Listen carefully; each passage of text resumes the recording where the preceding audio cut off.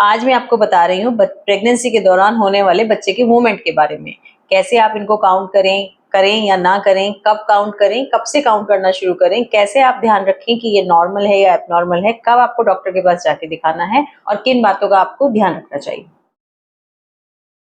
Pregnancy के दौरान एक बहुत ही स्वीट और इम्पॉर्टेंट लैंडमार्क होता है कि जब आपको बच्चे के किक्स फील होते हैं या मूवमेंट फील होते हैं। इसके अलावा बच्चे के मूवमेंट से आपको ये भी पता चलता है कि बच्चे की ग्रोथ ठीक हो रही है कि नहीं हो रही है। अक्सर मरीज हमसे पूछते और शेयर करते रहते हैं कि मैडम हमारा बच्चा कब घूमना शुरू करेगा। हमारी मदर तो कह रही थी कि उनका तो शुरू कर दिया था इस टाइम तक, हमें तो कुछ पता ही नहीं चल रहा, सब कुछ ठीक तो है ना।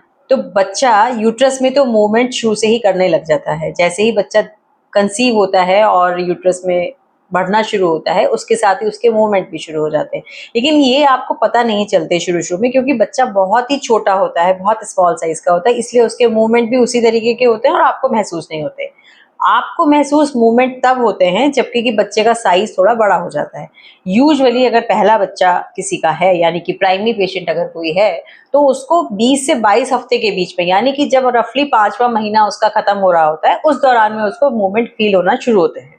कुछ लड़कियों को जल्दी भी महसूस हो जाते हैं, जैसे कि 16 वीक पे, यानी कि 4 मंथ के आसपास, कंप्लीट होने के आसपास भी पता चल जाते हैं, और कुछ लड़कियों को थोड़ा लेट भी पता चलते हैं, यानी 6 मंथ तक भी पता चलते हैं। लेकिन इस बात से कोई खास फर्क पड़ता नहीं है कि आपको 16 वीक पे पता चले या आपको 20 हफ्ते पे पता चले या आपको 24 हफ्ते पे पता चले।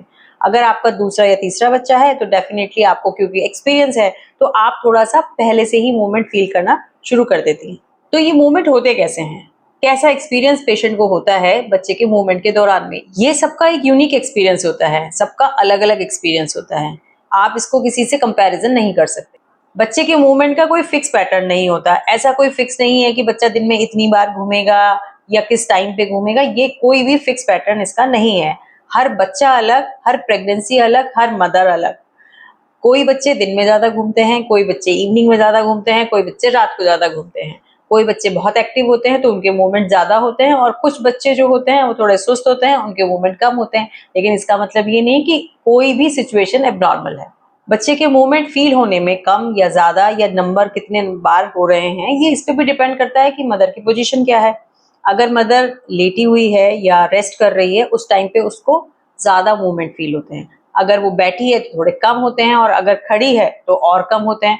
तो अगर कोई पेशेंट ऐसी है कि जिसको कि सुबह से शाम तक ज्यादा देर खड़े रहना पड़ता है, या कोई वर्किंग क्लास की पेशेंट है, तो डेफिनेटली उसको मूवमेंट औरों के कंपैरिजन में कम महसूस होंगे, क्योंकि उसके पास टाइम ही नहीं है कि वो फील कर सके मूवमेंट को, और दूसरा कि उसकी पोजीशन ऐसी है कि वो खड़ी है, तो इसलिए उसको कंपैरेटिवली कम महसूस होंगे। लेकिन इसका मतलब ये नहीं है कि कहीं कोई एबनॉर्मेलिटी है। फिर एक और कंफ्यूजन है कि मूवमेंट कहेंगे किसको। किक को कहेंगे, पूरा फुल एक मूवमेंट फ्लेक्शन का, एक्सटेंशन का है, जिसको लात मारना कह सकते हैं, लात मारने को, मुक्का मारने को, इनको मूवमेंट कहेंगे। हर मूवमेंट, चाहे वो हल्का सा हाथ हिलाना, हाथ पैर हिलाना हो, या पूरा फुल फोर्स से एक मूवमेंट आपको फील हो, या एक जैसे फिस्ट की तरह से आपको फील हो, या कोई भी छोटे से भी मूवमेंट है, वो सभी आपको काउंट करने होते हैं, सभी को ही मूवमेंट माना जाता है। तो अब कैसे पता चले कि कौन कितने मूवमेंट्स नॉर्मल हैं, कितने मूवमेंट्स पे एबनॉर्मल हैं, कैसे आप डिसाइड करें कि आपके बेबी के मूवमेंट्स ठीक हो रहे हैं। एक्चुअली इसका कोई यूनिवर्सल फार्मूला नहीं है। बहुत सारे फार्मूले डेवलप करने की कोशिश की गई। कार्डिफ काउंट 10 का एक फार्मूला है, 10 मूवमेंट आपको कितनी देर में होते हैं, या 2 घंटे में आपको 10 मूवमेंट हो जाते हैं तो ये नॉर्मल है, या 1 घंटे में आप काउंट करिए 6 मूवमेंट है या नहीं है। इस तरह से डिफरेंट डिफरेंट अलग अलग बहुत सारे तरीके से काउंटिंग करी और बताई जाती है।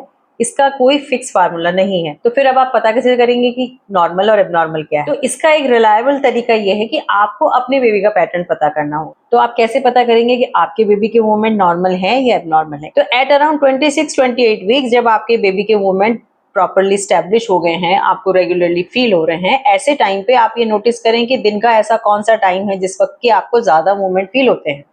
उस टाइम पे आप शांत जगह पे आराम से बैठें या लेटें और अपना टाइम नोट कर लें। उसके बाद में आप चाहें तो ये कर सकते हैं कि 1 घंटे तक आप देखें कि आपको कुल कितने मूवमेंट हुए, या आप ये देख लें कि 10 मूवमेंट होने में कितना टाइम लगा।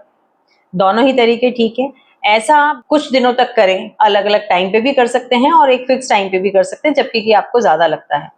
ऐसा करने से, कुछ दिनों तक करने से आपको मालूम चल जाएगा कि आपके बेबी का रूटीन कैसा रहता है, या वो 10 मूवमेंट में कितना टाइम रूटीनली लेता है।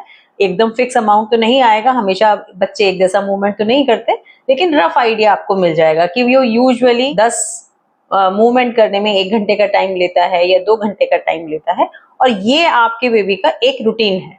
अब आपको कभी भी इससे कम या ज्यादा या डिफरेंट मूवमेंट्स लगते हैं तो ये एबनॉर्मल है। यहाँ आपको ये भी ध्यान रखने की जरूरत है, बच्चे के मूवमेंट जैसे शुरू में होते हैं, यानी कि 24 हफ्ते 26 हफ्ते पर जब आपको फील होने शुरू हुए, उसके बाद में जब तक प्रेगनेंसी पूरे टर्म पे पहुंचती है तब तक सेम नहीं रहते हैं, धीरे धीरे बदलते भी रहते हैं, थोड़े स्ट्रांग भी हो जाते हैं। तो आपको वो जो चेंज है वो भी धीरे धीरे नोट करते रहेंगे, और वो कोई एकदम से सडन चेंज नहीं होता है। ग्रेजुअली आपके बच्चे के मूवमेंट धीरे धीरे बदलते रहते हैं, जो कि आप अपने आप धीरे धीरे फील भी करते रहेंगे। आपको नोटिस ये करना है कि आपके पर्टिकुलर प्रेगनेंसी में किस तरह का बेबी का मूवमेंट का रूटीन है। इसी को हम लोग किक काउंट करना भी कहते हैं और डेली फीटल मूवमेंट काउंट करना भी कहते हैं। आपको किस एज से बेबी के मूवमेंट काउंट करना शुरू करना चाहिए? यूजुअली हम लोग ये कहते हैं कि आप 28 वीक के बाद से अगर जरूरत लगती है, यानी कि जैसे कुछ हाई रिस्क केसेस होते हैं जिनके कुछ पहले कॉम्प्लिकेशन हो चुके होते हैं, ऐसे सभी पेशेंट्स में हम लोग ये कहते हैं कि आप 28 वीक के बाद में डेली फीटल मूवमेंट काउंट करें। और अगर सब कुछ नॉर्मल है तो डेली करने की जरूरत भी नहीं है। अगर आपको लगता है कि आपके बेबी के मूवमेंट वेरी करते हैं या कोई आपकी हाई रिस्क प्रेगनेंसी है, तो आप डेली फीटल मूवमेंट काउंट कर सकते हैं। फिर ये कि अगर आपको डेली फीटल मूवमेंट काउंट के लिए कहा गया है तो आप दिन में कितनी बार करें? में एक बार करना मोर देन सफिशिएंट होता है। एक और कंफ्यूजन जो पेशेंट्स को रहता है वो ये कि क्या बेबी सारा दिन भर घूमता रहता है, या वो भी वोम में सोता है या नहीं सोता है। डेफिनेटली बेबी वोम में सोता भी है।